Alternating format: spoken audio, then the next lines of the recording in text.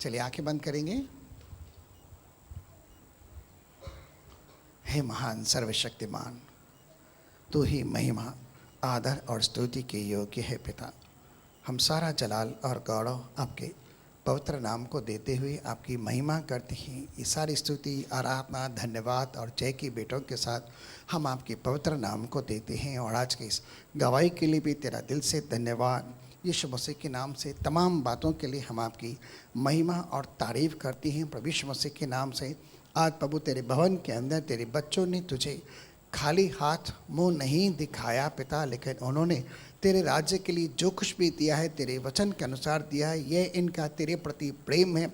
यथाशक्ति और पूर्ण बुद्धि और पूरी ताकत के साथ उन्होंने जो कुछ भी प्रभु तेरे द्वारा प्राप्त किया है उसका कुछ इच्छा तेरे वचन के अनुसार तेरे भवन में लिया है।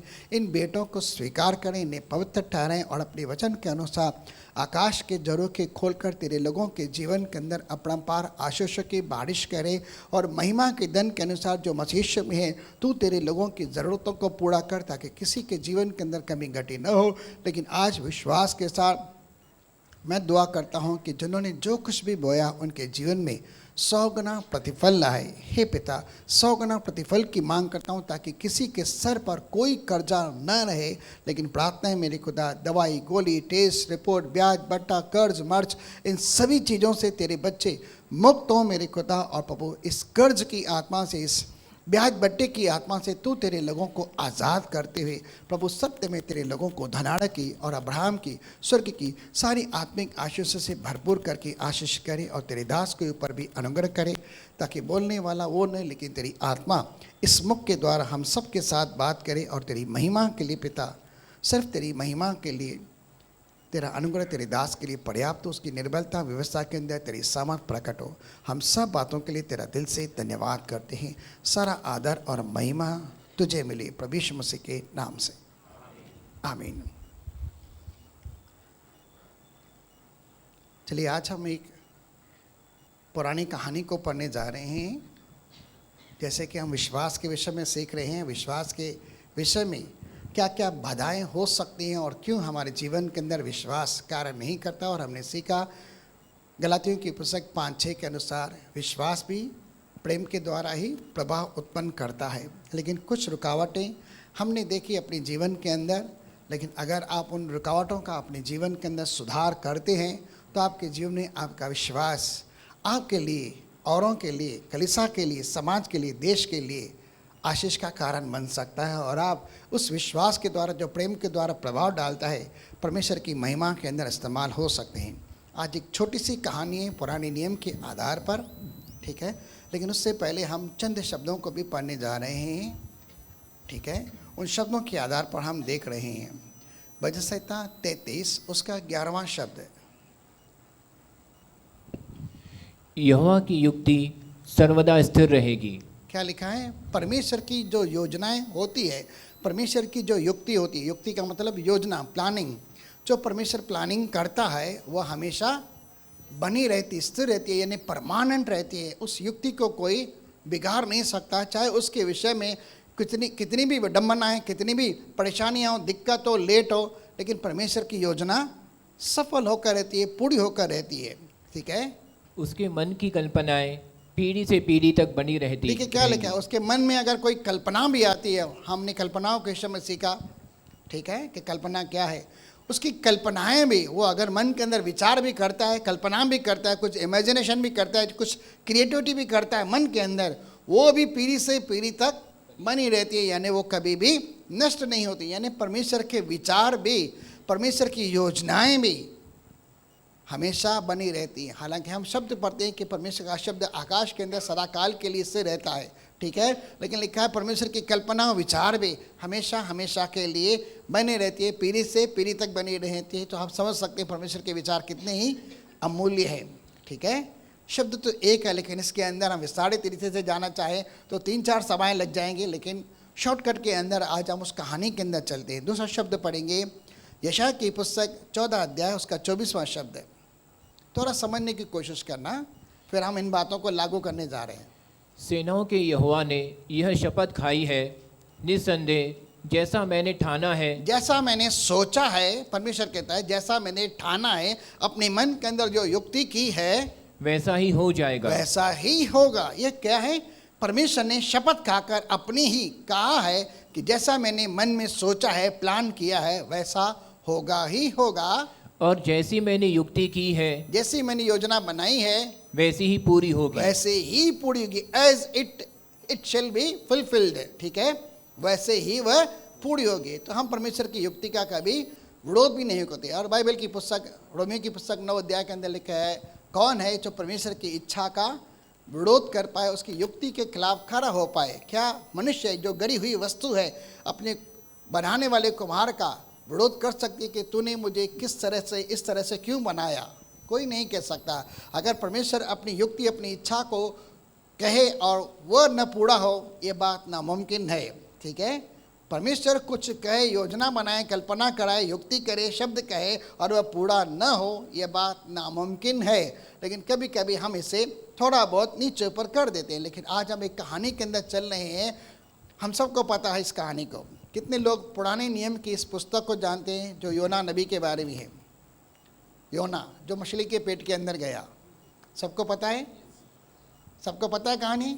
नहीं तो आज घर के अंदर जाकर पढ़ना, आज या कल जैसे आपको टाइम मिले ना, इस कहानी को पढ़ के ना, ये बहुत ही कहानी जो है रोमांचक है, बहुत ही अद्भुत है। लेकिन हम इसे समझते हैं कि जैसे बच्चों की कहानी है और बच्चों के हिसाब से हम इसे पढ़ लेते हैं। लेकिन इसके अंदर गहन अर्थ लिखा हुआ है, गहन भेद छिपा हुआ है करके अगर हम इसे समझने की कोशिश करें तो। चलिए हम आ रहे हैं योना की पुस्तक पहला अध्याय, उसके पहले कुछ शब्दों के अंदर आ रहे हैं। योना की पुस्तक पुराना नियम, यहोवा का यह वचन, देखिए क्या है? परमेश्वर का यह वचन अमीते के पुत्र अमित्य के पुत्र योना के पास पहुंचा। किसके पास पहुंचा? योना के पास पहुंचा। आज शब्द किसके पास आ रहा है? बोलो मेरे पास। हमारे पास नहीं, मेरे पास। ये पर्सनली है भाई। हाँ, हर एक के साथ परमेश्वर पर्सनली बात करता है, ठीक है। सामूहिक रीति से भी बात करता है, सारी जाति से भी बात करता है, पूरी दुनिया से भी बात करता है, लेकिन आज पर्सनल है, ठीक है। यहोवा का यह वचन अमित्य के पुत्र योना के पास पहुंचा। उठकर उस बड़े नगर निनवे को जा। क्या लिखा है वहाँ पे? उठ और जा। कहाँ? वो जो बड़ा नगर है ना, निनवे, सब लोग बोलेंगे निनवे, वहाँ जा, ठीक है। और उसके विरुद्ध प्रचार कर। उसके खिलाफ जाकर क्या कर? प्रचार कर। उसके विरुद्ध में जाकर प्रचार कर, क्योंकि उसकी बुराई मेरी दृष्टि में बढ़ गई है। मैंने उसकी बुराई को सुना है, उसकी मैंने बुराई को देखा है, वो बहुत बढ़ गई, हद से ज़्यादा बढ़ गई है करके। और जाकर मैं तुझे भेजता हूँ निनवे नगर के अंदर, जाके उसके खिलाफ तू प्रचार कर, ठीक है। कभी कभी परमेश्वर हमें अच्छा समाचार भी देता है, लेकिन कभी कभी हमें चेतावनी भी देता है, कभी कभी हमें सावधान भी करता है, खबरदार भी करता है, क्योंकि उन्हें पता रहता है कि भविष्य के अंदर क्या कुछ होने वाला है, ठीक है। सब लोगों के चलिए आगे चलते हैं। परंतु योना, बट यहाँ लिखा है परंतु योना यहोवा के सम्मुख से तर्शीश को भाग जाने के लिए उठा। परमेश्वर की उपस्थिति से, परमेश्वर की इच्छा से, परमेश्वर की योजना को सुनकर। अब ये कौन है भाई? पहले तो ये एक भविष्यवक्ता है, ठीक है, एक नबी है, एक प्रचारक है, ठीक है। और परमेश्वर के समक्ष, परमेश्वर की उपस्थिति के अंदर खड़ा रहता है और परमेश्वर से धर्मी जानकर से बात करता है और दुनिया के लिए, समाज के लिए, देश के लिए उसे संदेश देता है कुछ प्रचार करने के लिए। हालांकि इसराइल के लिए तो उसने फिलहाल कुछ नहीं किया, लेकिन इसके लिए जो योजना थी, उस योजना के अंदर का इसे भेज रहा है एक दुश्मन देश के नगर के अंदर। निनवे जो है वह अशूर की एक राजधानी है और अशूर एक ऐसा महान साम्राज्य है, ऐसा एक शक्तिशाली राज्य था उन दिनों के अंदर। यह लगभग आज से 2720 साल पहले आज से ये कहानी लिखी गई है, जो हकीकत के तौर घटना के तौर पर बीती हुई है, ठीक है। उस बड़े नगर में जा जिसका नाम निनवे है और उसके खिलाफ जाकर प्रचार कर, क्योंकि उसकी बुराई, उसका पाप जो है बहुत ही बढ़ गया है, ठीक है। आगे, और यापो नगर को जाकर तर्शीश जाने वाला एक जहाज पाया। अब योना को क्या करना चाहिए था? योना को सिंपल कहना था, हाँ प्रभु तूने कहा है मैं जा रहा हूँ निनवे नगर के अंदर और जाकर उसके खिलाफ मैं प्रचार करता हूँ, ठीक है। मैं उसके खिलाफ जाकर प्रचार करता हूँ, तेरी आज्ञा मेरे सर आँखों पर, ठीक है, और मैं जा रहा हूँ। लेकिन ये क्या कर रहा है? निनवे को न जाकर तर्शीश के लिए एक जहाज पकड़ा है, पानी का भाड़ा देकर उसके अंदर चढ़ता है, और इस कहानी को हम जानते हैं कि वहाँ क्या हो गया, और उस जहाज के अंदर जाके निचले स्थान के ऊपर जाके आराम से सो जाता है। क्यों? अब इसके पीछे रीज़न है, ठीक है, कि यह निन्ने क्यों नहीं जा रहा है।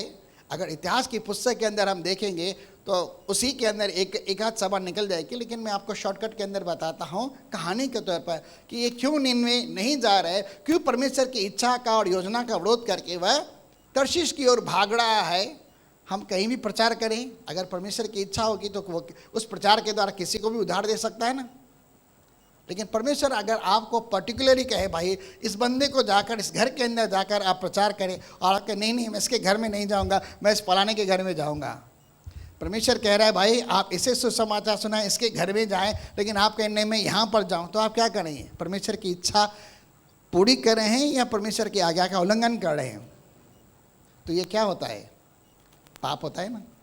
परमेश्वर की आज्ञा का पालन करना ही हमारे लिए कर्तव्य धर्म है, और उसके द्वारा हमारे जीवन के अंदर आशीष और प्रतिफल भी है। लेकिन अगर हम परमेश्वर की इच्छा के विरुद्ध में जाते हैं तो यह पाप बन जाता है, और पाप के कारण क्या हो सकता है? त्रसादी, तकलीफ, परेशानी, कष्ट, संकट, मुसीबत आ सकते हैं, ठीक है ना।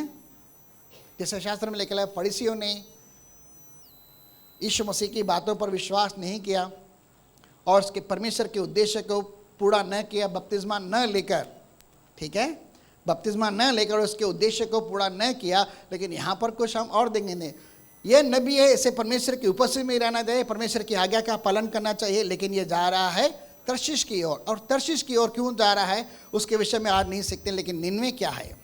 निन्वे अशूर की राजधानी है, और अशूर क्या है? इस्राएल का, यहूदा का एक शक्तिशाली दुश्मन है, ठीक है, शक्तिशाली दुश्मन है। हिजकिय्याह राजा के दिनों के अंदर जब हम दूसरे राजा की पुस्तक में चले 18-19 अध्याय के अंदर, तो वहाँ पर इसके पास रीजन है, ठीक है, योना के पास रीजन है निन्वे न जाने के लिए, और उस रीजन के तहत उस कारण के कारण वो वहाँ पर नहीं जा रहा है। उन दिनों के अंदर जब यहूदा के ऊपर आक्रमण हुआ उसके दुश्मन देश ने, तो यहूदा जा रहा है इसके पास कि तू मेरी मदद कर। किसके पास जा रहा है मदद के लिए? यह जा रहा है अशूर के पास, ठीक है।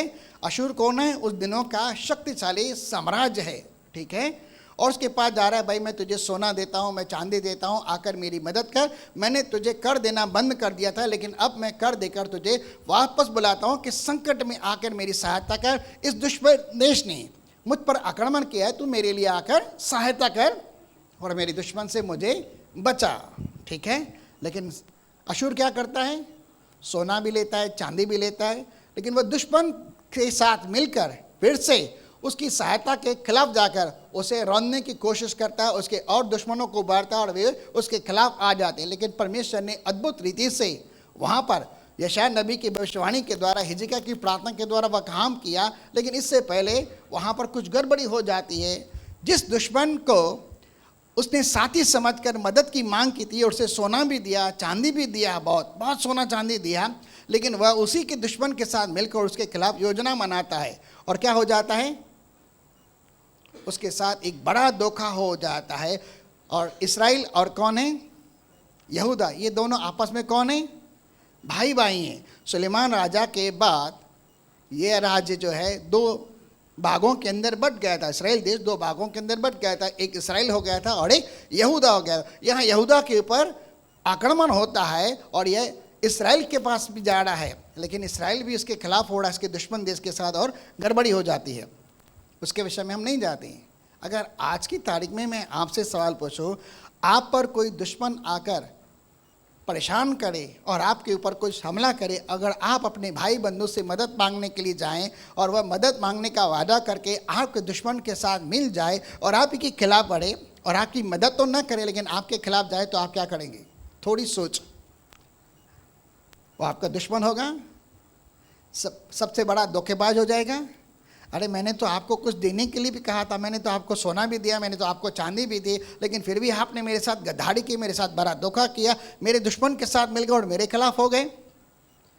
तो ये भाई भाई के खिलाफ होने वाली जो बातें थी, इसे पता थी, इसलिए वो वहाँ पर नहीं जा रहा है, क्योंकि उससे पता है कि इसने मेरे भाई के साथ धोखा करके इसे अपना गुलाम बनाया है और कई सारे यहूदियों को उठाकर वह अशूर देश के अंदर गुलाम बनाकर ले गया है, इसलिए वो वहाँ नहीं जाता है क्योंकि वो उसे क्या समझता है? बोलिए दुश्मन। ठीक है। और ये एक ऐसा अशूर जो है, अशूर जो साम्राज्य है, उस देश की एक राजधानी निनवे। ठीक है। जैसे महाराष्ट्र प्रदेश की एक राजधानी कौन है?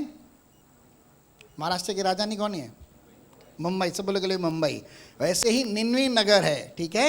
उस जमाने का निन्वे नगर के अंदर है। लेकिन वहाँ के लोग कैसे हैं? वे वहाँ के लोग बहुत शक्तिशाली हैं। वहाँ के लोग जो है बहुत निडर हैं। उनका देवता ही उनका क्या है? बल है। उनका बल जो है उनका देवता है। वो किसी से डरते नहीं, किसी की चिंता नहीं करते, किसी की परवाह नहीं करते। अड़ोस पड़ोस राज्यों के ऊपर ऐसे आक्रमण कर देते हैं और उन्हें बहुत ही क्रूर और बहुत ही दुष्टतापूर्वक उन्हें नाश करते हैं, उन्हें गुलाम बनाते हैं और खतरनाक रीति से उन्हें मारते हैं। इसलिए अड़ोस पड़ोस के राज्यों के अंदर क्या हो गया था? निन्वे के विषय में, अशूर के विषय में एक डर पैदा गया था। न तो ये बच्चों को देखते हैं, न बुजुर्ग को देखते हैं, न औरतों को देखते हैं, न गर्भ वाली औरतों के प्रति उनका ध्यान जाता है। ये सबको खतरनाक रीति से मारते हैं और क्रूर दशा के अंदर मारते हैं और उन्हें गुलाम बनाकर सबके सामने खतरनाक रीति से परेशान करते हैं। और ये सब एक भय का कारण था, एक डर का कारण था। ऐसे नगर के अंदर में जाऊं जो दुश्मन है, जिसने भाई भाई के प्रति धोखा देकर उसे ही नाश करने की कोशिश की, उसे ही गुलाम बनाने की कोशिश की। कभी कभी ऐसे मनोभाव, ऐसे ख्यालात जब इंसान के मन के अंदर आते हैं तो उसे सुसमाचार देने के लिए वह योजना नहीं बनाता। और यह जो परमेश्वर का दास है, ये परमेश्वर के अभिप्राय को जानता है। अगर योना की पुस्तक 4 अध्याय के अंदर हम पढ़ते हैं तो क्या यह बात मुझे पता नहीं थी? वह ऐसा कहता है परमेश्वर को जब उससे बात करता है कि क्या मैं ये बात पहले से ही नहीं जानता था कि तू मेरे इस दुष्ट दुश्मन को, जो बहुत क्रूर है, बहुत खतरनाक है, बहुत शक्तिशाली है, जो धन मन को लूट जाता है, लोगों को गुलाम बनाता है, तू इन्हें क्या करेगा? क्षमा करेगा, क्योंकि तू दयालु है, अनुग्रहकारी है, विलंब से क्रोध करने वाला है। ऐसे दुश्मनों को भी, अब किसका दुश्मन है? किसका दुश्मन है? यहूदी लोगों का, इसराइल के लोगों का यह दुश्मन है। ठीक है। कभी कभी परमेश्वर दुश्मनों को मन फिराने के लिए भी वह अवसर देता है। ठीक है। कभी कभी वह दुश्मनों के पास भी सुसमाचार भेजने के लिए हमारा इस्तेमाल करता है। और ऐसे शक्तिशाली और क्रूर दुश्मन के पास कौन जाना पसंद करेगा? मान के चलो आप में से कभी किसी ने आपको ऐसा खतरनाक धोखा दिया जिस पर आपने कभी भरोसा किया, आपने सहायता की मांग की और वह झपट कर आप ही के खिलाफ हो गया, आप ही के खिलाफ हो गया। और भविष्य के अंदर आप उसके ऊपर भरोसा कर पाएंगे? आपने अपने घर की रखवाली करने के लिए किसी को चाबी दी और वही आपके घर से धन चोरा कर जाए, फिर कभी आप अपने घर की चाबी उसे देंगे? या आपके जीवन में संकट है, किसी से मदद मांगे और वह आपके ऊपर आक्रमण करके आपको लूट कर चला जाए, आपके साथ धोखाधड़ी करे, आप उसके ऊपर भरोसा कर पाएंगे? मैं नॉर्मल रीति से कह रहा हूँ। ऐसा इसराइल और यहूदा के साथ हुआ और इसीलिए इस बात के कारण उसके अंदर एक नफरत आ गई, एक गैर बैर आ गया। इसलिए वह उस निन्वे को बचाने के लिए वहाँ नहीं जाना चाहता कि अगर मैं जाऊँगा तो मुझे पता है परमेश्वर उन्हें क्या करेगा? मन फिराने के विषय में कहेगा, उन पर दया करेगा, इन्हें वह मौका देगा कि वो पश्चाताप करें, अपनी बुराई से फिरें और परमेश्वर के पास लौट आएँ। क्योंकि उनकी बुराई ज़बरदस्त रीति से बढ़ गई थी, उनकी दुष्टता, उनका बैरवा और उनकी हत्याएं बहुत खतरनाक रीति से बढ़ गई थी। लेकिन जब परमेश्वर ने भी देखा कि उनका पाप चरम सीमा के ऊपर पहुँच गया है, तब वह उसे बचाने के लिए एक मौका देना चाहता है। दुश्मन को, किसका दुश्मन? यहूदी जाति के लोगों का दुश्मन है, उन्हें भी वह बचाने के लिए मौका देता है। और किसका इस्तेमाल करता है? यहूदा का ही इस्तेमाल करता है, अपनी प्रजा का ही इस्तेमाल करता है। जाकर मैं इन्हें बचाना चाहता हूँ, इन्हें मौका देना चाहता हूँ, क्या ये मेरी बात को मानकर पश्चाताप करते हैं यही नहीं, या अपनी बुराई से मन फड़ाते हैं कि नहीं? लेकिन यह बात सोचकर, नहीं, मैं इसे बचाना नहीं चाहूँगा, मैं इस क्रूर जाति और दुष्ट जाति को मैं कभी बचाना नहीं चाहूँगा, भले ये नाश हो तो नाश हो, परमेश्वर इनसे बदला ले तो बदला ले, मुझे कोई परवाह नहीं, मैं उसके पास नहीं जाऊँगा। योना के पास 2 खास रीज़न थे वहाँ न जाने के लिए, और वह तर्शीश का जहाज पकड़ कर चला जाता है। लेकिन परमेश्वर की इच्छा का, उसकी योजना का कौन विरोध कर सकता है? कोई नहीं कर सकता। जैसे हमने कुछ शब्दों के अंदर पढ़ा, परमेश्वर ने समंदर के अंदर ज़बरदस्त आंधी भेजी, ज़बरदस्त लहरें उठी, और जैसे जैसे आगे पता चला मलाहों ने भी जान लिया, अपने अपने देवताओं की दुहाई दी, लेकिन उन्हें पता चल गया कि ये विपत्ति समुद्र के अंदर जो तूफान है, जो हवाएं हैं, इतनी बड़ी लहरें चलनी है, वह सिर्फ योना के कारण है। और योना से जब पूछताछ की जाती है, चिट्ठी उसके नाम पे निकलती है, तो उसे समुद्र के अंदर बांधा जाता है, क्योंकि योना ने खुद कहा कि यह विपत्ति मेरे कारण ही तुम पर आई है, और तुम अगर मुझे समुद्र के अंदर डाल दोगे तो ये समुद्र शांत हो जाएगा। अब यहाँ पर मैं कुछ सिखाना चाहता हूँ। जब हम परमेश्वर की इच्छा को जानते हैं, परमेश्वर की योजना को जानते हैं, और परमेश्वर अगर हमारे दुश्मनों को बचाना चाहता है, उन्हें मौका देना चाहता है, और आपका और मेरा इस्तेमाल करना चाहता है कि जाओ जाकर मेरे नाम का इन्हें सुसमाचार दो और इन्हें जाकर बताओ कि मेरा आना, मेरा आगमन निकट है, इससे पहले वो मन पड़ाए। अगर मन पड़ाते हैं तो अच्छी बात है, अगर मन नहीं पड़ाते तो मैं आकर उनका न्याय करूँगा, ठीक है। लेकिन परमेश्वर, आप कहेंगे इस दुश्मन के पास मैं जाना नहीं चाहूँगा, ये बहुत बुरा है, इसने मेरे साथ धोखा किया, इसने मेरे साथ गद्दारी की, इसने मुझे लूटा है और मुझे बर्बाद किया है, कई हद तक मुझे गुलाम बनाया है, मुझे बहुत परेशान किया है, मेरे साथ दुष्टता की है, मैं इसे कभी सुसमाचार नहीं दूंगा। तो क्या करे?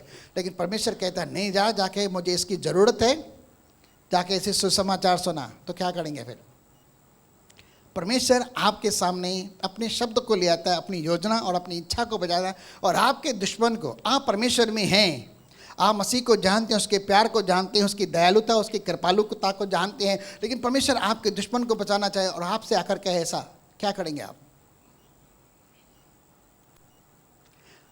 आप बोलेंगे पास्टर जी हमारा तो कोई दुश्मन है ही नहीं, सिवाय एक शैतान को, और शैतान को कभी परमेश्वर मौका नहीं देगा बचने के लिए, क्योंकि उसका ऑलरेडी न्याय हो चुका है, उसके लिए ऑलरेडी गंधक की जेल बनाई गई है, आग की जेल बनाई गई है। मैं उसके बारे में नहीं कह रहा हूँ, मैं प्रैक्टिकली लहू और मांस के बारे में कह रहा हूँ, जो प्रैक्टिकली जैसे हम समझते हैं दुश्मन कोई भी हो सकता है, कोई भी हो सकता है, जिससे आप सख्त नफरत करते हैं, लेकिन परमेश्वर कह रहा है आज उसके पास जाओ और जाकर उसे सुसमाचार सुनाओ। मैं उसका मन परिवर्तित करना चाहता हूँ, उसका उद्धार करना चाहता हूँ, उसे बचाना चाहता हूँ, उसे मैं एक मौका देना चाहता हूँ ताकि वह पश्चाताप करे। आज का शब्द है आपके जीवन की बुलाहट, आपके जीवन के अंदर परमेश्वर की इच्छा, और अगर हम उससे भागते हैं तो क्या होगा? योना के जीवन के अंदर क्या आएगा? इतनी तकलीफ आ गई, इतना कष्ट आ गया, न केवल उसके लिए लेकिन उसके साथ और जो कोई भी नाव के अंदर थे उनके लिए भी परेशानी और मौत का कारण बन गया, और वो सब के सब नाश होने लगे, उनका माल मत्ता तक नाश होने लगा। कभी कभी हमारे जीवन में जब हम परमेश्वर की बुलाहट से भागते हैं, आज मैं मेरे लिए भी प्रार्थना कर रहा था, कहीं प्रभु मैं ही तो आपकी बुलाहट से नहीं भाग रहा हूँ, ठीक है, कहीं मैं भी आपकी इच्छा का तो विरोध नहीं करना। कभी कभी हमारे मन के अंदर भी आ जाती है, तो मैं भी प्रार्थना कर रहा हूँ कि प्रभु मैं पश्चाताप कर रहा हूँ, मैं सिखाने जा रहा हूँ, लेकिन अगर कहीं पर मैं ही गलत हूँ तो कहीं मैं आपकी इच्छा का विरोध करता हूँ, आपकी योजना का मैं विरोध करता हूँ, अगर ऐसा कुछ है तो आप मुझे बताएं। फिलहाल तो कुछ भी जाहिर नहीं हुआ, ठीक है, लेकिन उसके जीवन के अंदर कितनी तकलीफ आई, और ऐसी दशा के अंदर अगर आप भागते हैं परमेश्वर की इच्छा को जानकर, उसकी योजना, उसकी बुलाहट को भागते हैं, उसके विरुद्ध में जाते हैं और आप प्रार्थना करते हैं, तो परमेश्वर सुनेगा, आपका विश्वास एक्टिवेट होगा, आपके द्वारा कुछ भी बड़ी बात होगी नहीं होगी। संकट आपके ऊपर है, तकलीफ आप पर है, परेशानी आपके है, और आपके कारण औरों के जीवन के अंदर भी परेशानी आ सकती है, जैसे योना के साथ हुआ। लेकिन जैसे ही योना को समुद्र के अंदर डाल दिया गया, क्या हो गया? समुद्र एकदम शांत हो गया, लहरें एकदम शांत हो गई, तूफान एकदम थम गया, और परमेश्वर की इच्छा के अनुसार जो आखिरी शब्द पढ़ते हैं, परमेश्वर ने वहाँ पर एक बड़ी मछली ठहराई थी। किसके लिए? योना के लिए। और योना को वह अपने मुंह में निगल जाती है, और वहाँ पर योना 3 दिन और 3 रात रहता है। और क्या होता है वहाँ पर? ये पहले अध्याय के आखिरी भाग के अंदर लिखा है, वहाँ पर 3 दिन और 3 रात रहता है। वहाँ पर वो कोई कुछ नहीं कर सकता, न हवा है, न पानी है, न रोशनी है, न खाना है, न कुछ है, कहीं पर भी नहीं है। वो मछली के पेट के अंदर है, और मछली उसे कहाँ ले जा रही है? बिल्कुल भी समुद्र के तल में लेके जा रही है। और 3 दिन वहाँ पर रहने के बाद वह मूर्छित होने लगता है, और जब मूर्छित होने लगता है तब उसे याद आता है कि मैं परमेश्वर की इच्छा का विरोध करके ऐसे हालात के अंदर पहुँचा हूँ, अब तो मुझे प्रार्थना करनी है, अब तो मुझे परमेश्वर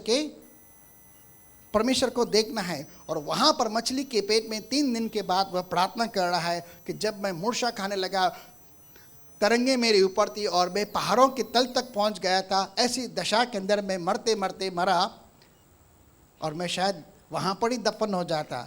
लेकिन मैंने परमेश्वर को देखा और प्रार्थना की और मैंने पश्चाताप किया, मेरी प्रार्थना परमेश्वर तक पहुँची और उसने मेरी प्रार्थना को सुनकर मुझे बचा लिया। दूसरे अध्याय के अंदर हम देखते हैं तो वो मछली को आज्ञा देता है, जब तक उसने मन नहीं फिराया, जब तक उसने पश्चाताप नहीं किया, जब तक उसने परमेश्वर से प्रार्थना नहीं की, जब तक उसने तौबा नहीं की, परमेश्वर की बुलाहट से भागने के विषय में उसने अपने आप को रोका नहीं, लेकिन परमेश्वर की इच्छा के अनुसार वापस जाने के लिए उसने अपना मन नहीं बनाया। प्रभु कुछ भी हो जाए, अब मैं तर्शीश नहीं जाऊंगा, लेकिन अब मैं तेरी इच्छा को पूर्ण करने के लिए निनवे जाने के लिए तैयार हूँ, चाहे मेरा कुछ भी हो। वहाँ के क्रूर और खतरनाक लोग चाहे मुझे मार दे तो मार दे, मुझे कोई परवाह नहीं है, लेकिन मैं वहाँ जा रहा हूँ। यहाँ भी तो मरी रहा हूँ ना मछली के पेट के अंदर, यहाँ कौन सा मैं जिंदा रहने वाला हूँ? तू कह रहा है तो बस मैं जा रहा हूँ, भले मेरा दिल नहीं है, मेरी इच्छा नहीं है, फिर भी मैं मेरे दुश्मन के पास जा रहा हूँ क्योंकि तू मुझे आज्ञा दे रहा है, अब मुझे भेज। तो परमेश्वर ने देखा कि योना नबी ने भी मन फिराया और मेरी इच्छा के अंतर्गत वह चल रहा है। तब उसने मछली को कहा, भाई निकल समुद्र से और से निनवे नगर के अंदर ले जा। और 3 दिन के बाद वह मछली उसे निनवे नगर के तट के ऊपर उगल देती है और वह जिंदा मछली के पेट से बाहर निकलता है। और इसी का संदर्भ यीशु मसीह ने दिया कि जिस तरह से योना नबी 3 दिन और रात उस जल जंतु के पेट में रहा, वैसे ही मनुष्य का पुत्र भी 3 दिन के लिए जमीन के गर्भ के अंदर रहेगा और तीसरे दिन वह जिंदा होगा। यह उनके लिए एक साइन थी और उस साइन को यीशु मसीह अपने ऊपर लेता है, यानी उसे कंफर्म करता है कि यह सच्चाई है, एक आप बीती है और एक सच्ची घटना है। ठीक है, 3 दिन अब सोचिए करके मछली के पेट में ऑक्सीजन रहेगी। मैं ज़्यादा नहीं जाना चाहता हूँ, न हवा, न रोशनी, न खाना, न पीना, न कुछ। कैसी दशा के अंदर है? एकदम चिक्कट। भाई मुंह के अंदर क्या रहता है? मछली के पेट में भी तो वही रहेगा ना, ठीक है ना, थूक रहती है, एकदम चिक्कट रहती है, उसके अंदर कैसा वो होगा। लेकिन परमेश्वर के नाम को धन्यवाद, परमेश्वर अपने लोगों को ऐसी दशा के अंदर भी जिंदा रखना जानता है। इसे परमेश्वर के लिए जोरदार ताली देते हैं। अब कहने का तात्पर्य भी क्या, आगे चलते हैं। जब वह जा रहा है, तीसरे अध्याय के अंदर हम जा रहे हैं, ठीक है, तीसरे अध्याय के अंदर हम जा रहे हैं और वहाँ पर पढ़ते हैं। पहला शब्द है, भाई घर के अंदर पढ़ना, मैं कहानी सिंपल कहानी के तौर आपको बता रहा हूँ, ठीक है, लेकिन कहानी का असली मतलब वही है। तब यहोवा का यह वचन दूसरी बार योना के पास पहुंचा। सब लोग पढ़ेंगे। तब यहोवा का यह वचन दूसरी बार योना के पास पहुंचा। यानी परमेश्वर अपनी इच्छा, अपनी योजना दूसरी बार अपने वचन के द्वारा अपने दास भविष्यवक्ता पर प्रकट करता है। भाई अब मैं दूसरी बार तुझसे कह रहा हूँ, अपने दुश्मन के पास जा और जाकर मेरा सुसमाचार उसे सुना, क्योंकि मैं उसे बचाना चाहता हूँ, उसे एक मौका देना चाहता हूँ। ठीक है, अब योना क्या कर रहा है? ठीक है प्रभु, जो तेरी इच्छा। अब यहाँ विरोध नहीं है, लेकिन यहाँ सबमिशन है। क्या है? यहाँ समर्पण है। ठीक है, यहाँ विरोध नहीं है। उसने विरोध किया तो उसकी हालत खराब हो गई, लेकिन अब सबमिट कर रहा है तो ये अपने ऊपर क्या ले रहा है? ये यीशु मसीह का क्रूस लेकर जा रहा है। आप तो ऑलरेडी मरे हुए हैं ना शरीर में, जो पाप के लिए मर गया वो छूट गया और परमेश्वर के द्वारा धर्मी ठहरा। आप तो मसीह के साथ मरे हुए हैं क्रूस पर। अब आप जिंदा नहीं, आपके अंदर कौन जिंदा है? मसीह यीशु है। गलातियों 2:20 के अनुसार आप नहीं जा रहे हैं, याद करना, आप मसीह को लेके जा रहे हैं। मसीह आपके द्वारा वहाँ जा रहा है। ठीक है, और क्या दे रहा है? प्यार का संदेश दे रहा है। भाई परमेश्वर के साथ मेल मिलाप कर लो, और ये मेल मिलाप की सेवा आपको परमेश्वर ने दी है। 2 कुरिन्थियों 5:20-21 के अंदर पढ़ेंगे तो वहाँ पर लिखा है, तब यहोवा का यह वचन दूसरी बार योना के पास पहुँचा, उठकर उस बड़े नगर निनवे को जा और जो बात मैं तुझसे कहूँगा, जो बात मैं तुझसे कहूँ उसका उसमें प्रचार कर। उसमें जाकर प्रचार कर। जब यह बात यिर्मयाह के पास भी आती है ऐसे, वो तो कहता है भाई मैं लड़का हूँ, मैं कहाँ, कहता भाई चिंता मत कर, मैं तेरे साथ हूँ, मैं तेरे सर को ना चकमक के समान बनाता हूँ और तू उनसे बात करेगा। अगर तू बात नहीं करेगा तो तेरा दुश्मन मैं बन जाऊँगा। ठीक है, लेकिन तुझ पर चढ़ाई करके तुझ पर कोई हक नहीं। मैंने तुझे अभिषेक किया है, जातियों का भविष्यवक्ता ठहराया और नाम लेकर माँ के गर्भ से ही तुझे बुलाया है जातियों का भविष्यवक्ता होने के लिए। इसीलिए तू यह मत करके मैं तो लड़का हूँ। वो भी बहाने दे रहा है, मूसा भी बहाने दे रहा है, नहीं नहीं मैं नहीं। भाई कोई बहाने नहीं चाहिए, कोई बहानेबाजी नहीं, स्पष्ट इसी से जाना है। तब योना यहोवा के वचन के अनुसार परमेश्वर के वचन के अनुसार उसकी आज्ञा का पालन करते हुए निनवे नगर को जाता है। अब इसके अंदर डर नहीं है। क्यों? क्योंकि ये जानता है मैं मरा हुआ हूँ। ठीक है, आगे मरे हुए इंसान को डर नहीं लगता। आप जिंदा हैं तो डर लगेगा, मसीह जिंदा है तो कभी डर नहीं लगेगा। ठीक है, निनवे को गया। हाँ, निनवे एक बहुत बड़ा नगर था। बहुत बड़ा नगर था। वह 3 दिन की यात्रा का था। हाँ, अगर घूमना चाहे इस नगर के अंदर तो कम से कम 3 दिन लगेंगे देखने के लिए। और योना ने नगर में प्रवेश करके 1 दिन की यात्रा पूरी की। 1 दिन की यात्रा की, 1 दिन वह पूरा घूमा, लेकिन उसने घूमा नहीं है। वो जैसे महाबलेश्वर जाते हैं, गोवा जाते हैं, वैसा नहीं घूमा। ठीक है, लेकिन वो परमेश्वर का अभिप्राय, उसका मिशन पूरा करा, उसका उद्देश्य पूरा करा। और क्या कर रहा है? और यह प्रचार करता रहा, प्रचार करता रहा। वो जा रहा है गली गली, कुछ गांव गांव में जा रहा है, अलग अलग जगहों पर जा रहा है और सिर्फ प्रचार करते जा रहा है। क्या कर रहा है? और यह प्रचार करता गया। अब से 40 दिन के अब बीतने से पर 40 दिन के बाद निनवे उलट दिया जाएगा। ये जो नगर है बड़ा निनवे, वह पलट दिया जाएगा। तब निनवे के मनुष्यों ने ठीक है, यहाँ पर अब क्या प्रचार कर रहा है? ये उसके खिलाफ ही प्रचार कर रहा है, क्योंकि परमेश्वर ने कहा उसके जाकर खिलाफ प्रचार कर। वो ये नहीं कह रहा है भाई मन फिराओ, पश्चाताप करो, देखो परमेश्वर का कोप तुम पर आएगा, यीशु मसीह जल्द आने वाला है बादलों पर, इसलिए मन पड़ाओ, उस पर विश्वास करो। नहीं कर रहा है। जानबूझकर क्या प्रचार कर रहा है? 40 दिन के बाद ये नगर पलट दिया जाएगा।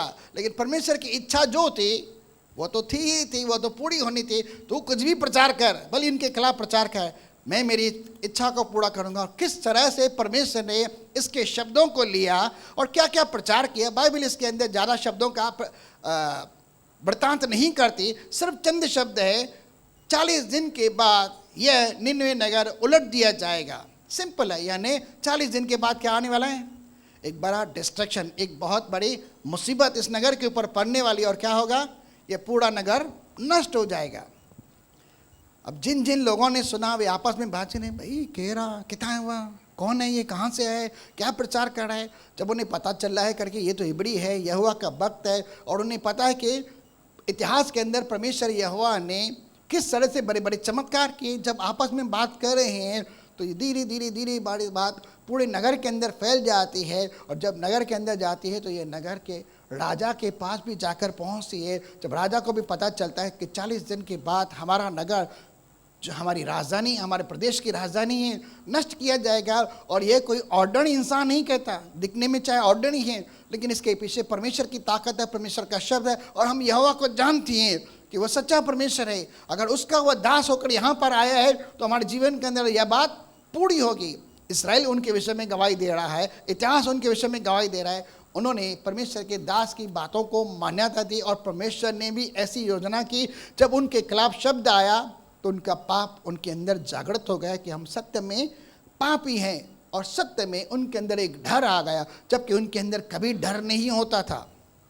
वे किससे भी नहीं डरते थे, किसी राजा से नहीं, किसी शास्त्री से नहीं, अस्त्र शस्त्र से भी नहीं डरते थे, किसी भी सेना से नहीं डरते थे।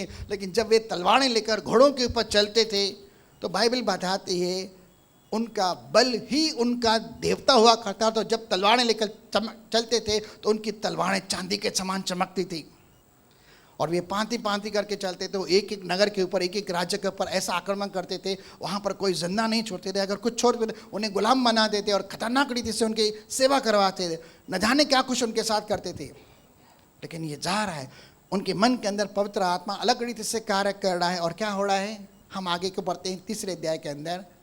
तब निनवे के मनुष्यों ने परमेश्वर के वचन की प्रतीति की। निनवे के, अब आपको नहीं, आपको अगर किसी दुश्मन के पास भेजा जाता है, आपको जाकर सुसमाचार सुनाना है, परमेश्वर के प्रेम के बारे में बताना चाहता है, यीशु मसीह के आगमन, उसके न्याय के बारे में बताना है। बाकी काम किसका है? परमेश्वर का है। पवित्र आत्मा खुद ब खुद उसे पाप के प्रति कायल करता है, न्याय के लिए उसे निरुत्तर करता है। यह काम पवित्र आत्मा का है। आपको जाकर प्रचार करना है। आप में से कितने अपने दुश्मन से डरते हैं? कितने उस दुश्मन को नहीं बचाना चाहते? ठीक है, आगे चलते। और उपवास का प्रचार किया गया। अब यहाँ पर क्या हो रहा है? लोगों ने सुना और क्या किया? उपवास का प्रचार किया। राजा हो, संतरी हो, मंत्री हो, आम पब्लिक हो, सैनिक हो, सबके सब निन्वे नगर के जो भी लोग हैं सब उपवास और प्रार्थना कर रहे हैं। यहाँ तक कि वहाँ के गधे, भेड़, बकरियाँ, बैल, गाय, वो भी जो पशु थे वो भी न खाते हैं न पीते हैं, लेकिन टाट ओढ़ कर शो करके मट्टी में बैठकर वे मातम मनाते हैं, पश्चाताप करते हैं और क्या करते हैं, उपवास करते हैं। वहाँ पर लिखा है गधा, बैल, गाय, बकरी जो भी थे वे सब भी उपवास कर रहे, जानवर भी उपवास कर रहे, राजा भी उपवास कर रहे। राजा ने अपना मुकुट उतारा, अपने कपड़े उतारे और मट्टी के अंदर आकर बैठ गया और अपने ऊपर धूल फेंकने लगा। क्यों? कुछ शब्द है जो हम पढ़ने जा रहे हैं, ठीक है। 3 का 8 पढ़ते हैं। और मनुष्य और पशु दोनों टाट ओढ़े और वे परमेश्वर की दुहाई चिल्ला चिल्ला कर दे। अब दुहाई और विनती, प्रार्थना और के अंदर फर्क है। दुहाई का मतलब क्या है? यहाँ योना ने भी मछली के पेट के अंदर दुहाई दी और स्वर्ग तक उसकी दुहाई। जब किसी के जीवन के अंदर संकट होता है, उसके सामने मौत मंडराती है, तब वह बहुत ही घनिष्ठ रीति से, बहुत ही व्याकुल होकर प्रार्थना करता है। जैसे यीशु मसीह गत्सेमने बाग के अंदर करता है, बहुत ही व्याकुल होकर। और उसका पसीना कैसे गिरता है? उसका पसीना लहू की बूंदों की मानित गिर रहा था, क्योंकि वो कहता है मेरा जी अत्याधिक व्याकुल है, जैसे मेरे प्राण निकले जा रहे हैं। इस दशा के अंदर जो प्रार्थना होती है वो प्रार्थना नहीं होती है, वो दुहाई होती है, ठीक है। उन्होंने दुहाई दी। आगे, और अपने कुमार्ग से फिरे, अपने बुरे बुरे कामों से उन्होंने मन फिराया। कुमार्ग यानी बुरे कामों से मन फिराया। अब हम और बड़ा काम नहीं करेंगे, ठीक है। बाइबल में लिखा है 28-13 नीति वचन की पुस्तक के अंदर, जो कोई अपने पाप को मानता है उसे छोड़ता है, उस पर दया होती है, लेकिन जो कोई अपने पाप को मानकर छोड़ता नहीं उसके काम कभी सफल नहीं होते, ठीक है। उन्होंने दुहाई कैसे दी? चिल्ला चिल्ला कर दी। अब कमरे में भी नहीं है, सब के सब लोग जो हैं बाहर है, मैदान में हैं, ठीक है। और कैसे प्रार्थना कर रहे हैं? जैसे आप बैठे हैं ना, वैसे सब लोग बैठे हैं और कैसे दुआ करें? प्रभु मैं पापी हूँ, मैं ये हूँ, मैं वो हूँ, मैंने अत्याचार किया, मैंने लोगों को मारा है, मैंने खून बहाया, लूटा है, ये किया है, वो किया है, मैं अपने सब कामों को छोड़ रहा हूँ। जैसे जक्कई, सबको पता है जक्कई, ठीक है ना, वैसे ही हाँ, चिल्ला चिल्ला कर वो दुहाई दे रहे हैं। और अपने कुमार्ग से फिरे, अपने बुरे कामों से वन फड़ा रहे हैं, और उस उपद्रव से जो जुल्म वो करते थे लोगों पर, जो वे करते हैं पश्चाताप करें। उन्होंने उससे पश्चाताप किया, ठीक है। जो जुल्म वो करते हैं उन्होंने पश्चाताप किया। अब कहने की कोई नहीं, लेकिन पवित्र आत्मा ने अलग रीति से काम किया, लेकिन वहाँ पर पवित्र आत्मा का कोई जिक्र नहीं, लेकिन मैं अपने हिसाब से बात कर रहा हूँ। वहाँ पर उन्होंने ऐसा काम किया, किस तरह से खतरनाक रीति से, बहुत अद्भुत रीति से यहाँ पर मन पड़ा पश्चाताप प्रचार के बाद हो रहा है। वो डरे कर 40 दिन के बाद नगर उलट पुलट किया जाएगा, सिंपल। अब सबके सामने मौत मंडरा रही है। इस मौत के मंजर के अंदर, इस डर के अंदर, जो कभी किसी से डरते नहीं, कैसे प्रार्थना करनी है? दुहाई दे देकर, चिल्ला चिल्ला कर, टाट और कर, राख में बैठकर उपवास करके प्रार्थना कर रहे हैं। क्यों? आगे दिखाए। संभव है परमेश्वर दया करे, परमेश्वर हम पर दया करे और अपनी इच्छा बदल दे, और उसका भड़का हुआ कोप, उसका भड़का हुआ क्रोध जो हम पर है, परमेश्वर इस समय गुस्से में है उनके खिलाफ, ठीक है। भड़का हुआ कोप शांत हो जाए। किस? अभी पढ़ा सही, उपवास करें। परमेश्वर के भड़के हुए क्रोध को शांत करने के लिए वे अपने आप को नम्र दीन कर रहे हैं और राख में बैठकर टाट हो रहे हैं और प्रार्थना कर रहे हैं, अपने सब कुमार्ग से फिर रहे हैं, ठीक है। कुमार्ग यानी बुरे कामों से, बुरी आदतों से, बुरी बातों से वो मन पड़ा रहे हैं, ठीक है। आगे, और हम नाश होने से बच जाएं। ये एक आशा का शब्द है, हम नाश होने से बच जाए, ये सोचकर वो सब कुछ कर रहे हैं, उपवास, ठीक है। और क्या होता है आगे? जब परमेश्वर ने उनके, देखिए, जब आप पश्चाताप करते हैं, उपवास करते हैं, मन फड़ाते हैं, अपने कुमार्ग से फिरते हैं और दुहाई देते हैं चिल्ला चिल्ला कर, ऐसी दशा के अंदर तो कौन दिखता है आपको? परमेश्वर।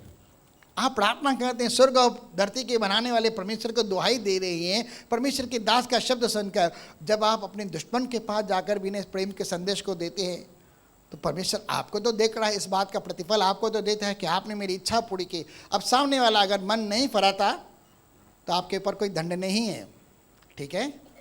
यह परमेश्वर जाने और वह बंदा जाने, ठीक है, आपका दुश्मन जाने, अगर जैसे आप समझते हैं। लेकिन अगर मन फड़ाता है तो लूका की पुस्तक 15 अध्याय के 7 और 10 वचन के अंदर कुछ लिखा है। चलिए हम पढ़ते हैं। लूका 15, यहाँ पर रोकते हैं फिर वापस आते हैं। लूका 15, 2 शब्द मैं आपके सामने रखता हूँ।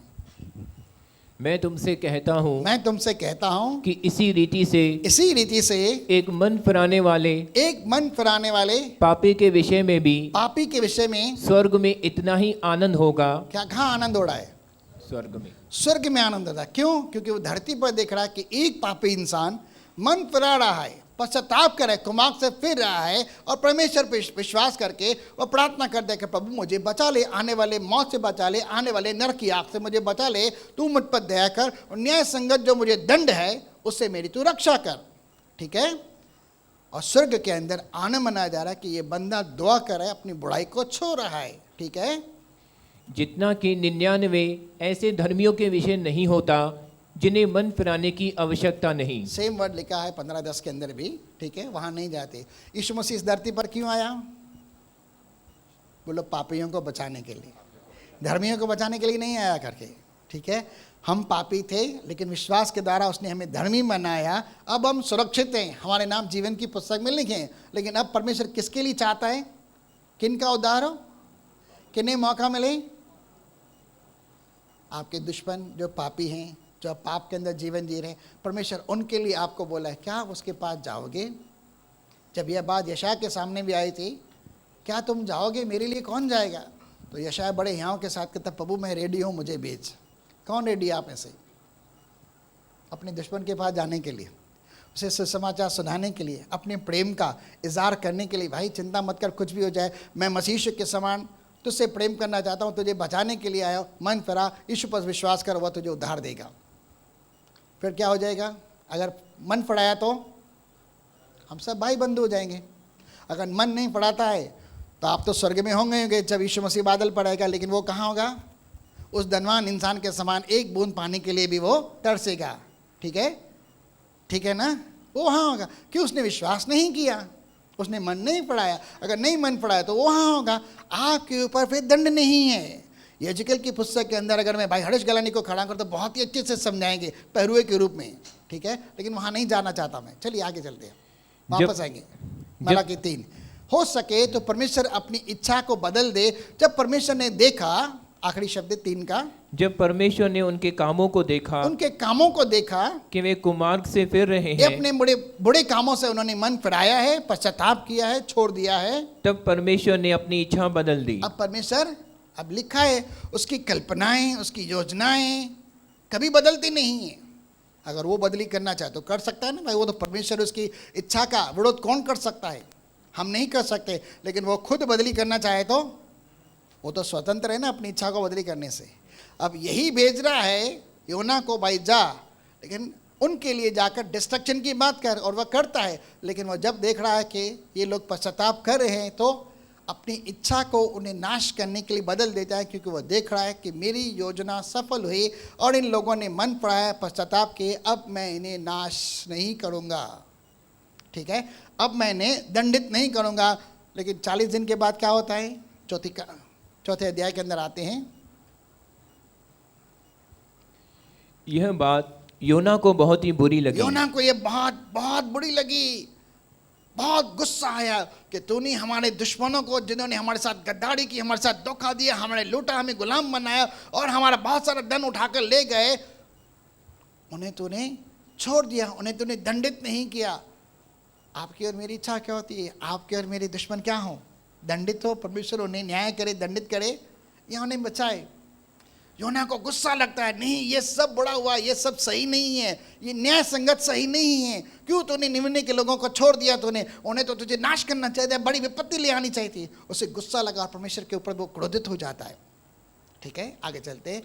योना को बहुत बुरी लगी और उसका क्रोध बहुत भड़क उठा और उसने यहोवा से यह कहकर प्रार्थना की, हे यहोवा, जब मैं अपने देश में था तब क्या मैं यही बात न कहता था? इसी कारण मैंने तेरी आज्ञा सुनते ही तर्शीश को भाग जाने के लिए फुर्ती की, क्योंकि मैं जानता था कि तू अनुग्रहकारी। तो क्या है भाई? यीशु मसीह कौन है? बोलो, दया करता है, क्षमा करता है, उद्धार देता है, जीवन देता है, बहुतायत का जीवन देता है। सब पाप गुनाहों को धोकर अपने लहू में धर्मी बना देता है और क्या करता है, हमें बचा लेता है। क्या मैं नहीं जानता था इस बात को? ये पहले से ही उसे पता था, मैं जाऊंगा परमेश्वर उन्हें बचा लेगा, लेकिन मैं नहीं चाहता ये बचे, ये सब नरक के अंदर हूँ। मैं नहीं चाहता ये सब बच्चे स्वर्ग में आए और उन्हें स्वर्ग में भी मैं अनंत काल के लिए देखता रहूं और वहां पर भी मैं जलता रहूं। मैं नहीं चाहता ये स्वर्ग में हो, ये सब नरक के अंदर हो। ये उसकी सोच थी, इसकी विचारधारा थी, उसका स्वभाव था, इसलिए वो गुस्से से भर गया और परमेश्वर से क्रोध में बात कर रहा है। ठीक है, तू अनुग्रहकारी तू बहुत दयालु है, अनुग्रहकारी है और दयालु परमेश्वर है, हाँ विलम्ब से कोप करने वाला करुणा निधान है, हाँ, और दुख देने से प्रसन्न नहीं होता। दुख देने से कभी तो खुश नहीं होता। आपके जिंदगी के अंदर दुख है तो ये मत सोचना परमेश्वर ने आपको दुख दिया है, नहीं। परमेश्वर की ओर से आपके जीवन के अंदर कोई भी दुख नहीं आता है करके, और इस बात से वो कभी खुश भी नहीं होता। दुख देने से तो कभी प्रसन्न नहीं, और आपको वह दुखी देखकर खुद दुखी होता है, यार मैंने सब कुछ दे रहा हूँ, स्वर्ग की सारी आशीष दी, अपना पुत्र दिया, इनके लिए बलिदान किया, फिर भी ये रो रहे हैं, फिर भी चिंता कर रहे हैं, फिर भी डर रहे हैं, फिर भी परेशान हैं, फिर भी ऐसे हैं, जबकि इनके पास मैंने सब कुछ दे दिया है, स्वर्ग स्थानों की सब आशीषें दी, तभी इनका हाल ये है। ये विश्वास की कमी घटी है। ठीक है, ये विश्वास की कमी घटी है, क्योंकि कभी कभी हम उसे उसके अभिप्राय को समझ नहीं पाते, इसके लिए हम रोते रहते हैं। ठीक है, सो अब हे यहोवा मेरा प्राण ले ले। देखिए क्या कह रहा है, अगर ये लोग स्वर्ग जा रहे हैं, मैं स्वर्ग नहीं जाना चाहता, भले मुझे प्राण लेके मुझे नरक में डाल दे। एक नबी होकर क्या प्रार्थना कर रहा है? ये मेरी सोच है भाई, ये मेरा अनुवाद है। ये अगर स्वर्ग जा रहे हैं ना, क्योंकि इन्हें तो मौका दिया मन फिराने का, मैं अपने दुश्मन को स्वर्ग में नहीं देख सकता, इसलिए मुझे क्या कर, मुझे नरक के अंदर डाल दे। ये मेरी कैलकुलेशन है, मेरी सोच है। अब मेरा प्राण दे दे, मैंने जिंदा नहीं देखना चाहता, मैं तो चाहता था ये सब मर जाएं, ये नाश हो जाएं। क्या प्रार्थना कर रहा है? देखिए कैसी प्रार्थना परमेश्वर सुनता है? नहीं सुनता है। जब कौन था भाई वो एलिया, वो भी प्रार्थना करता है, हे प्रभु उसने तेरी वेदियों को ढा दिया, तेरे भविष्यवक्ताओं को मार दिया, अब मैं ही अकेला बचा हूँ, मेरे प्राण के भी खोजी हैं। वो कहता है मैंने अपने लिए 7,000 लोगों को बचा कर रखा है, जिन्होंने अपने घुटने भाल के आगे नहीं टेके। वो भी वहाँ पर वो मृत्यु की मांग कर रहा है, लेकिन क्या प्रभु मृत्यु दे रहा है? वो तो उसे स्वर्ग में उठाकर ले जा रहा है। ठीक है, मार नहीं रहा है। एलिया आज तक जिंदा है। ठीक है, एलिया आज तक जिंदा है, वो मरा नहीं है, जबकि उसने मृत्यु की मांग की थी। परमेश्वर ऐसी प्रार्थना नहीं सुनता। ठीक है, क्योंकि मेरे लिए जीवित रहने से मरना ही भला है। देखिए क्या कर रहा है, मैं जिंदा रहूं ये अच्छा नहीं है, मैं मरना पसंद करूंगा। ठीक है, आगे चलते हैं। यहोवा ने कहा, तेरा जो क्रोध भड़का है, तेरा जो गुस्सा हुआ है कि मैंने तेरे दुश्मन को बचा लिया, क्या वह उचित है? ये सही है जो तू मुझ पर क्रोध कर रहा है? इस पर योना आपके दुश्मन के पास लॉटरी लग जाए, आपके दुश्मन के पास कार आ जाए, आपके दुश्मन का बंगलो आ जाए, आपका दुश्मन आत्मा से बढ़ जाए, अन्य भाषा में बात करे, लोगों के लिए आशीष का कारण बने, बड़े बड़े प्रचार करे, ये करे वो करे, और कह रहे ये यार इतना आगे कैसे बढ़ गया, और आपको गुस्सा लगे, कैसा महसूस होगा भाई? मैं 20 साल से हूँ, मैं 10 साल से हूँ, मैं 15 साल से, मैं 25 साल से हूँ, ये करा हूँ वो करा हूँ, लेकिन ये आगे मैं किसी के ऊपर भाई उंगली नहीं उठा रहा हूँ, नेचुरल नॉर्मल रीति से बात कर रहा हूँ, टारगेट प्रचार नहीं है। और वो परमेश्वर पश्चाताप करके उसे उस स्थान के ऊपर खड़ा कर दे, आप कहेंगे यार मैं यहाँ वो वहाँ, अगले पिछले होंगे, पिछले अगले होंगे, ये भाई का नियम है भाई। ठीक है, इस पर योना उस नगर के निकल कर उसकी पूरब ओर बैठ गया, हाँ, और वहाँ एक छप्पर बनाकर उसकी छाया में बैठा फिर हुआ। भी इसके पास एक आशा है, 40 दिन होने तो दो, देखते हैं परमेश्वर इसे नाश करता ही नहीं। वो 40 दिन नगर के फाटक के बाहर जाता है, वहाँ पर एक जगह बनाकर, एक छोटा सा तंबू बनाकर, टेंट बनाकर रहता है, और 40 दिन उसे ताकता रहता है।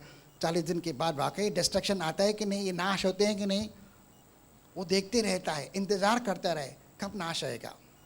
हम अपने दुश्मन के विषय में ऐसा कभी सोच नहीं सकते, ये बहुत बुरी बात होगी। ठीक है, परमेश्वर ने क्या कहा था लास्ट सभा के अंदर, दुश्मनों को क्या करो, अपने बैरियों से प्रेम करो, जो तुम्हें सताते हैं उनके लिए प्रार्थना करो। ठीक है ना, और क्या कहता है, जो तुम्हें शाप देते हैं उन्हें तुम आशीष दो। करते हैं हम, ये आज्ञा है भाई, मसीह लोगों के पास आ गए, और अगर आप ऐसा करते हैं तो क्या करती हैं, आप प्रेम प्रकट करते हैं। किसके लिए? अपने दुश्मनों के लिए, जैसे आप समझते हैं, लेकिन आप मसीह में उसका प्रेम प्रकट कर रहे हैं।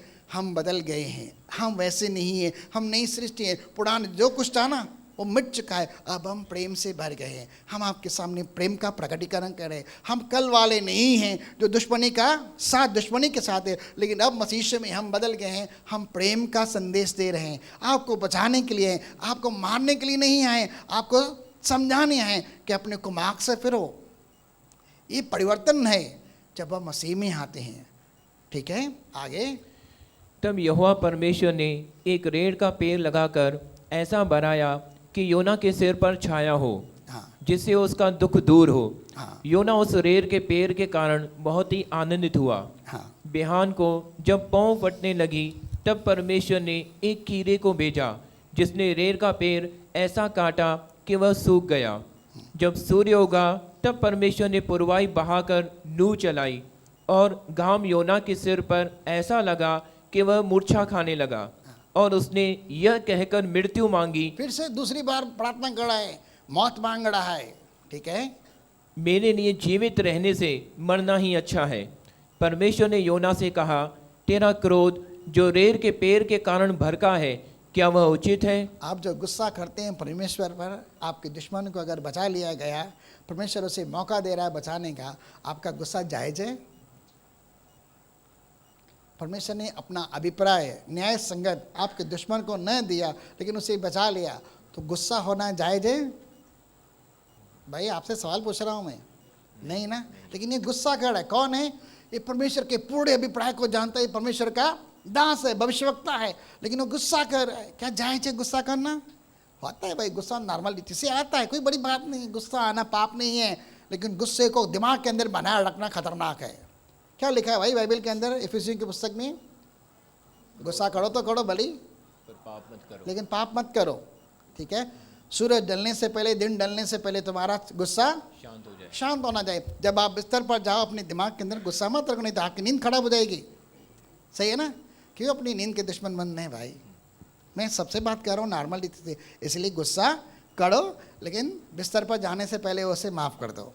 ठीक है, हाँ। उसने कहा, हाँ, मेरा जो क्रोध भड़का है। अब ये अपने आप को सही ठहरा है, मेरा जो गुस्सा हुआ है ना एकदम राइट है, उचित है, मुझे गुस्सा करना जरूरी है। आगे, वह अच्छा ही है, अच्छा है, बिल्कुल उत्तम है। वरन क्रोध के मारे मरना भी अच्छा होता। इस क्रोध के अंदर मरना भी मुझे पसंद है भाई। भविष्यवक्ता है, नबी है, वो मौत। आगे, तब यहोवा ने कहा, जिस रेड़ के पेड़ के लिए तूने कुछ परिश्रम नहीं किया, न उसको बढ़ाया, जो एक ही रात में हुआ और एक ही रात में नाश भी हुआ, उस पर तूने तरस खाई है। क्या खाया? एक मामूली पेड़ के ऊपर तू तरस खा रहा है, जो कल नहीं था, एक रात में उगा और एक रात के अंदर नष्ट भी हो गया। उसके पेड़ के ऊपर, एक निर्जीव वस्तु के ऊपर तू तरस खा रहा है। आगे, फिर ये बड़ा नगर निनवे, जिसमें 1,20,000 से भी अधिक मनुष्य हैं। कितने लोग रह रहे हैं? 1,20,000 से ज़्यादा। उल्लासनगर के अंदर कितने लोग हैं? लगभग 15 लाख। 4-5 लाख तो अभी निकल गए हैं आजू बाजू देश। कोई अम्बरनाथ गया है, कोई बदलापुर गया है, कोई खड़गपाड़ा, कोई योगीधाम, कोई कहाँ गया है, कोई थाना, कोई मुलुंद चला गया है। काफ़ी 3.5 लोग निकल गए हैं। बाकी जो बच्चे हैं 12 लाख बचे हुए हैं। ठीक है, जो अपने दाहिने बाएं हाथों का भेद नहीं उन्हें पहचानते, नहीं पता है कि वो क्या कर रहे हैं, दाहिने हाथ से क्या कर रहे हैं, उनके बाएं हाथ को पता नहीं चला है। उन्हें पता ही नहीं पाप क्या है, बुराई क्या है, अच्छा क्या है, बुरा क्या है, पता ही नहीं है। इस संसार के ईश्वर ने उनके मन की, उसकी बुद्धि की आंखों को अन्ना कर रखा है। वो नहीं जानते कि हम क्या कर रहे हैं, लेकिन मिथ्या अंधविश्वास और भ्रम के अंदर वो चलते जा रहे हैं, लेकिन किसी को कोई परवाह नहीं है। आगे, और बहुत घरेलू पशु भी उसमें रहते हैं। हाँ, तो क्या मैं उस पर तरस न खाऊं? अब परमेश्वर सवाल कर रहा है किससे? नबी से। क्या ऐसे लोगों के ऊपर मैं दया न करूं? ऐसे लोगों के ऊपर मैं तरस नहीं खाऊं, जिनको पता ही नहीं कि पाप क्या है और भला क्या है? क्या इनके ऊपर मैं तरस नहीं खाऊं? तू एक निर्जीव वस्तु के ऊपर, पेड़ के ऊपर अगर तरस खा सकता है, मैं परमेश्वर हूँ। वो लोग जो मेरे स्वरूप समानता के अंदर हैं, जिन्हें पता ही नहीं है पाप क्या है, उन्होंने बचपन में जो सीखा है वही करते आ रहे हैं, क्या ऐसे लोगों के ऊपर मैं तरस नहीं खाऊं? अब परमेश्वर के सवाल को आप जस्टिफाई कीजिए। क्या परमेश्वर आपके दुश्मनों के ऊपर तरस न खाए, उन पर दया न करे, उन्हें मन फराने का मौका न दे? क्या ये सही है? कितने लोग बोलते सही नहीं है? क्या परमेश्वर को आपके दुश्मन के ऊपर तरस खाना उचित है? अभी हाथ उठाइए। तो कितने लोग जाएंगे अपने दुश्मनों के पास जाकर सुसमाचार देंगे और दुश्मनी को दोस्ती में बदल देंगे, गैर बैर को प्रेम के अंदर बदल देंगे, अपनेपन के अंदर बदल देंगे? करेंगे? तो आज का मौका आपके लिए है। आमीन। आगे चलते हैं। पढ़ा क्या? ठीक है, मैं भी पढ़ा करता हूँ। चलिए एक जोरदार ताली देते हैं परमेश्वर की महिमा के लिए। अब कहने का मतलब, हो सकता है आज के शब्द के द्वारा आपके जीवन के अंदर कभी परमेश्वर ने अपने अभिप्राय को प्रकट किया हो, आपके जीवन में परमेश्वर ने अपनी इच्छा को या योजना को या बुलाहट को प्रकट किया। और बाइबल में लिखा है 11:29 रोमियो की पुस्तक के अंदर के परमेश्वर की बुलाहट और परमेश्वर के वरदान अटल है, वो कभी बदल नहीं सकते। उसकी योजनाएं, उसकी इच्छाएं, उसके अभिप्राय, उसकी कल्पनाएं भी हमेशा हमेशा के लिए बनी रहती है। कल आपने उसे रिजेक्ट किया है, लेकिन परमेश्वर की इच्छा आज तक बनी हुई रहे। जब तक आप पश्चाताप करके मन फुराकर अपने दुश्मन के पास नहीं जाते मन फुराने के लिए, तब तक परमेश्वर की इच्छा बनी रहती है। और इस विषय में परमेश्वर आपको देख रहा है। हो सकता है उसके कारण आपके जीवन के अंदर कुछ परेशानी हो, क्योंकि आप अपने दुश्मन के पास नहीं जा रहे हैं, उसे मन फुराने के लिए नहीं। हो सकता है उसके कारण आपके जीवन के अंदर तकलीफ हो। मैं ये नहीं कहता हूँ, है, हो सकता है, मैं बोल रहा हूँ। मैं कोई बुरी भविष्यवाणी नहीं कहता हूँ, क्योंकि मैं भविष्यवक्ता नहीं हूँ, नहीं मैं भविष्यवक्ता का बेटा हूँ। ठीक है, आमोस ऐसा ही कहता है। ठीक है, लेकिन हो सकता है। तो क्या करेंगे भाई? प्रार्थना करेंगे, मन फड़ाएंगे कि हो सकता है प्रभु, जैसे आज मैंने कि शायद मैं तेरी बुलाहट से अलग हो गया हूँ, मैं तेरी इच्छा से अलग हो गया हूँ, मैं तेरे किसी उद्देश्य को जानने के बावजूद भी वहाँ न जाकर किसी अलग जगह पर जा रहा हूँ। तो प्रभु आज मैं पश्चाताप कर रहा हूँ, लेकिन फिर से मुझसे बात कर, जैसे आपने दूसरी बार योना से बात की, फिर से मुझसे बात कर कि मैं तेरे अभिप्राय को पूरा करूँ और तेरी इच्छा पूरी करूँ, क्योंकि तेरी इच्छा को पूर्ण करना ही मेरे लिए उत्तम है, मेरे लिए जीवन है। ठीक है, तो करेंगे, क्या करेंगे? योना के समान पश्चाताप। ठीक है, आंखें बंद करते हैं। आज परमेश्वर ने आपके सामने स्पष्ट रीति से बात रखी। आप में से हर एक के लिए परमेश्वर की कुछ इच्छा है, कुछ उद्देश्य है, आपके जीवन के अंदर कुछ खास बुलाहट है। सबके लिए बात कर रहा हूँ, मैं किसी को नहीं कर रहा हूँ, सब इसके अंदर आते हैं।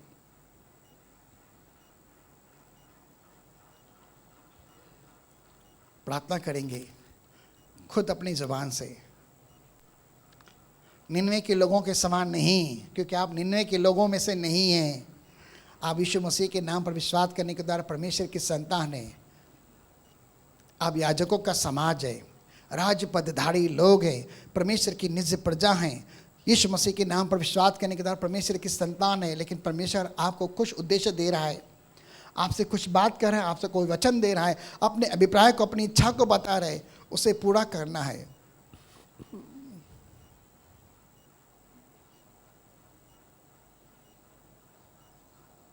करेंगे प्रार्थना,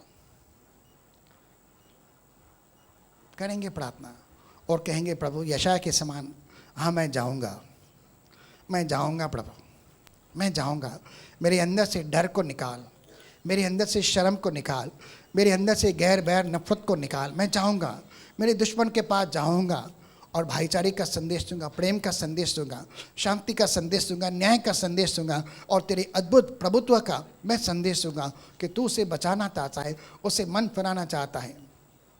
पता ही नहीं चलता कब किसके जीवन के अंदर क्या कुछ हो जाता है। आज नौजवान लोग मर रहे हैं, धर्मी भी मर रहे हैं, लेकिन कोई ध्यान नहीं दे रहा है। यशायाह की पुस्तक में धर्मी नाश हो रहा है, कोई इसके ऊपर ध्यान नहीं दे रहा है। इसलिए हो रहा है कि आने वाली विपत्ति से बचे, लेकिन अधर्मी के लिए क्या है? अधर्मी कैसे विपत्ति से बचेगा? अधर्मी को बचाने के लिए परमेश्वर कहता है भाई अपने पाँव में मेल के जूते ले लो, अपने पाँव में मेल के जूते ले लो, सच्चाई के फेंटे को अपने कमर के ऊपर खींचो। मैं तुम्हें भेज रहा हूँ, जाओ नगर नगर के अंदर, गांव गांव के अंदर, कस्बे कस्बे के अंदर जाओ, गली कूचे के अंदर जाओ। जो कुछ तुम कानों कान सुनते हो उसे जाकर छतों के ऊपर से प्रचार करो, जोरदार रीति से प्रचार करो, क्योंकि मैं शीघ्र आने वाला हूँ। उन्हें संदेश तो मैं आना हूँ, और वो आएगा तो बहुत कुछ हो जाएगा। कुछ दिन पहले परमेश्वर ने मुझसे ये बात की, the rapture is coming soon, be ready, और कलीसिया को भी तैयार कर। ये कल का शब्द है, कल का शब्द है जो मुझे मिला। कलीसिया को तैयार कर उस आने वाले रैप्चर के लिए। और यह भी कहा, और मुझे बहुत दुख भी हुआ जो परमेश्वर ने कहा, मैंने तेरे किसी भी काम को पूरा नहीं पाया। ये शब्द मेरे लिए था। जब मेरे आया तो मुझे बहुत दुख हुआ कि प्रभु तूने मेरे किसी भी काम को पूरा नहीं पाया। मुझे दुख हुआ करके मना, लेकिन प्रभु अब मैं पूरा करने के लिए आगे बढ़ रहा हूँ, मुझे माफ़ कर। एज अ पासवान मैंने परमेश्वर से कल भी प्रार्थना की, कलीसिया be ready for the rapture is coming. यीशु मसीह आ रहा है, आप में से जिसको जो बचाना चाहता है बचा लीजिए। मैं आपके सामने संदेश रखता हूँ। पिता परमेश्वर, प्रभु यीशु मसीह के नाम से दिल से मैं आपका धन्यवाद करता हूँ। जो बातें आपने कही आत्मा के द्वारा और कलीसिया के सामने प्रकट की गई है पिता, होने दे आप हर एक के मन को तैयार करें, हर एक के शरीर प्राण और आत्मा को तेरे लहू में अर्थात मसीह के लहू में धोकर निर्दोष निष्कलंक पवित्र बनाए। तेरे निकट प्रेम के अंदर ये सब पवित्र और धर्मी बने पिता, और हर एक का हृदय पवित्र हो मेरे खुदा, हर एक का विवेक भी पवित्र हो पिता, और हर एक का स्वभाव भी पवित्र हो, और सब लोग प्रेम से परिपूर्ण हो। तेरी इच्छा और तेरी अभिप्राय को पूरा करने के लिए सुसमाचार के जूते पहनकर आगे बढ़े और संसार के अंदर जलते हुए दीपकों के समान बने, ताकि संसार का अंधकार मिटाएं और तेरी ज्योति को जगाएं। प्रभु होने दे तेरी आत्मा की आग से हर एक को भरकर आज रात इनसे बातें कर। जब ये योना की पुस्तक पढ़ेंगे, आप इनके सामने इनके उन लोगों को ले आए जिनके पास इन्हें जलते हुए दीपकों के समान जानना है, उनके जीवन के अंधकार को मिटाना है और वहाँ पर तेरी ज्योति को प्रकट करना है। पिता मैं दुआ करता हूँ, क्योंकि तूने हमें इस जगत के अंदर उजियाला कहा है, जगत की ज्योति कहा है, इस अंधकार को मिटाने के लिए मैं दुआ करता हूँ कि आज वह ज्योति इनके अंदर सुलग उठे। जैसे आपने कहा, मैं एक ऐसा बपतिस्मा लेना चाहता हूँ। तुम क्या समझते हो इस संसार के अंदर मैं मेल मिलाप कराने आया हूँ? मैं तो आग लगाने आया हूँ, और क्या चाहता हूँ कि यह आग अभी सुलग उठे। मैं दुआ करता हूँ कि वह आग हर एक हृदय के अंदर दुन लगन के अंदर आत्मा के द्वारा सुलग उठे, और पिता सब कुछ बुरा त्याग कर अपने लोगों के पास जाकर उन्हें प्रेम का संदेश दे। मैं सब बातों के लिए तेरा धन्यवाद करता हूँ। तेरा अभिप्राय, तेरी इच्छा कलीसिया के माध्यम से, हम सब के माध्यम से पूरी हो, प्रभु यीशु मसीह के सामर्थ्य नाम से, आमीन। पिता परमेश्वर का प्रेम, प्रभु यीशु मसीह का अनुग्रह और पवित्र आत्मा की सहभागिता अब से लेकर सर्वदा तक, जब तक मसीह यीशु बादलों पर आए, हम तमाम भाइयों और बहनों के साथ बने रहे और बढ़ते रहे। सारे भाई बहन बोलेंगे, बोल प्रभु यीशु मसीह की। परमेश्वर आप सबको आशीष करे, अनुग्रह शांति से भरे।